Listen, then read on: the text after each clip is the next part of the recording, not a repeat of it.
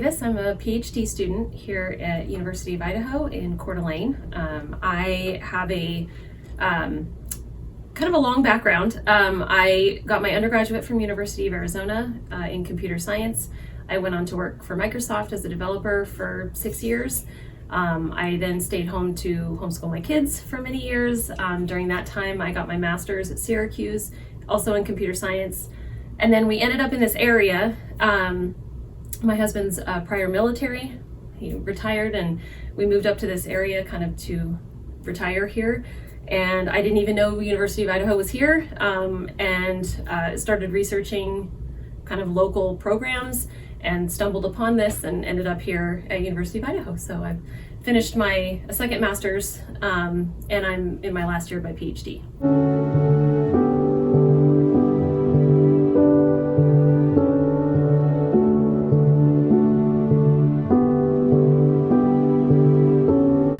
I was looking at, once I finished my master's at Syracuse, I had kind of already carved out this time to work on my master's degree, and when that was over, I was kind of thinking I would look into maybe a part-time programming job or something like that. And all of the jobs that I was interested in required a PhD because they're in kind of in the research space, which I'm really interested in. Having worked in industry before, I really wanted to kind of be in the research space. So I was like, oh, PhD programs, I wonder if they have anything around here. And that's kind of, I started looking into that. But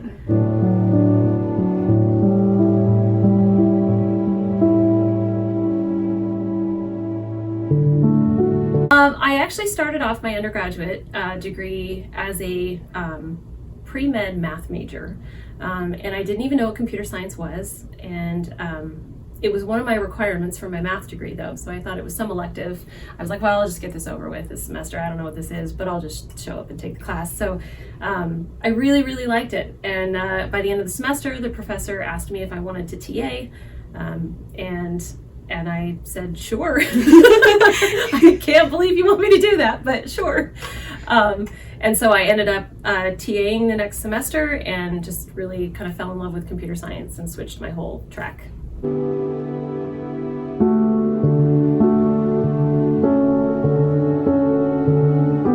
So I am working on a project here. I come from a medical family. I'm very interested in sort of the overlap between biology, neurobiology, medicine, health, wellness, and computer science. And I think that there's actually a significant overlap. A lot of our algorithms that we use are inspired by biological mechanisms. And so what I kind of fell into this project because someone else was working on a project for valley fever. So valley fever is a fungal disease. It's endemic to different areas of the country. So it's primarily California and Arizona are the most endemic regions in this country. And it's a significant, it's a significant issue. That's something that there's a lot of research around it. And what I'm looking at doing is looking at all of the environmental factors. So we know that valley fever, based on the research, is environmentally impacted.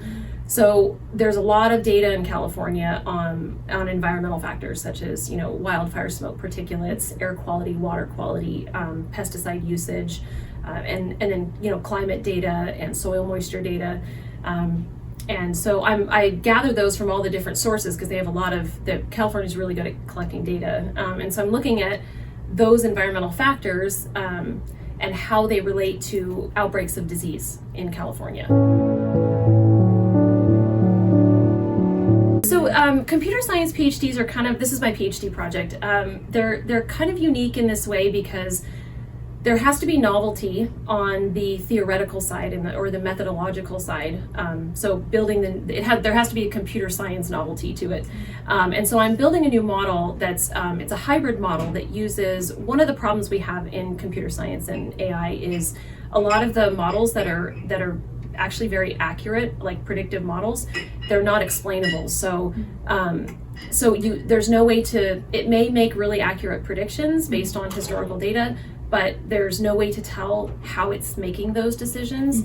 And this sort of black box issue is really an issue in high stakes domains like healthcare and things like that, because we have to understand, we can't just say because the model said so, right? So it's we have to have some level of explainability, and there's a whole field of explainable AI, and we have all these other AI techniques that are much more explainable, but they're not as good predictively. So my whole idea is kind of let's use both and put them together, get them to work together.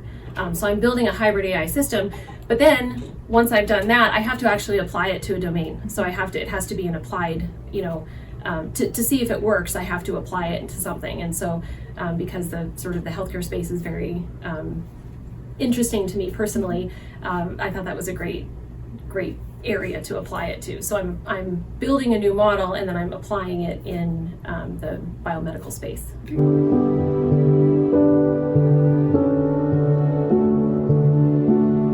Yeah, so I presented this idea to NASA a year ago in March. And NASA actually has some incredible data sources. So I originally had gathered a lot of my data from different departments in California.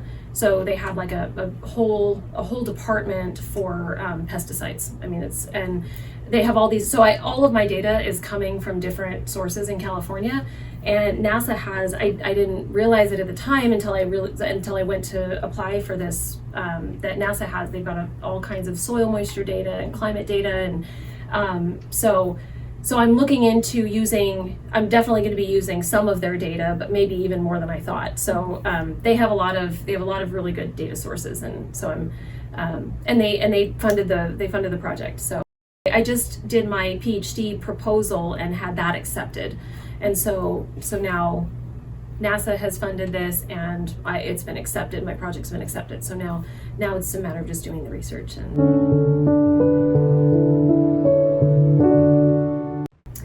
What I'd like to do is the nice thing about this hybrid model is it not only produces predictions, like the ability to potentially predict outbreaks of disease before they happen, so mitigation strategies can be put in place, but also understand how these factors, how these environmental factors relate. So it's stronger than a correlation. So it doesn't just say, well, weather is correlated with outbreaks of disease.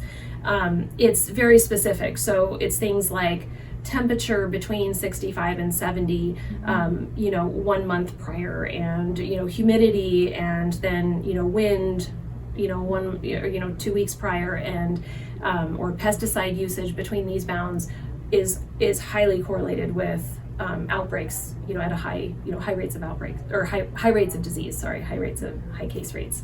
So it looks at it gives you information, it kind of generates these rules which define very specific kind of complex relationships between these environmental factors and disease. So the goal is this can kind of be the starting point for some other research for them to say, oh, well, wildfire smoke is really is very highly correlated with, and so then they would build off of that information. So it's to provide more information about how these environmental factors relate to valley fever.